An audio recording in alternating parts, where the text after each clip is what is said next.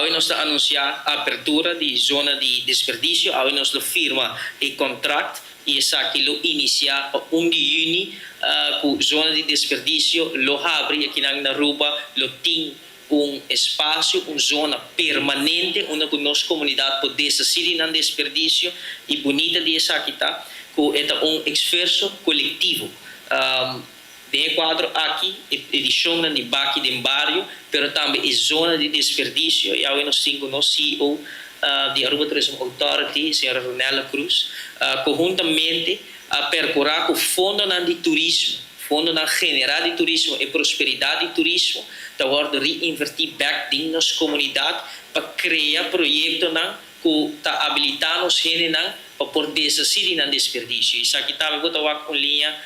de manejo de turismo, onde o fundo de turismo mestre utilizar em benefício de nossa comunidade, mas que claro, o manejo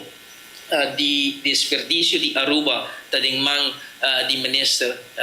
Dawes, isso aqui é um encarregado do afvalbeleid do país Aruba, mas que claro, isso aqui nós estamos seguros que o estabelecimento permanente aqui vai garantizar para colecionar, para coletar desperdício, para coletar sushi, organizar isso aqui, você vai agora dividir para o processo para processar isso aqui, é processo como nós vai atender com diferentes formas de desperdício e visão a largo prazo, isso aqui mais claro de desenvolvimento. De momento, aqui o ministro encarregado de desperdício, lo vai encarregar disso aqui. Para nós está um prazer por participar de um projeto assim aqui. Maneira a indicar, em verdade, a única coisa que destacar, de nosso caso, como destino Aruba, é limpeza, com ele não pode contar budget. Pode viajar comentário não positivo também dilante, pero nós também escuta a comunidade e até para o último ano principalmente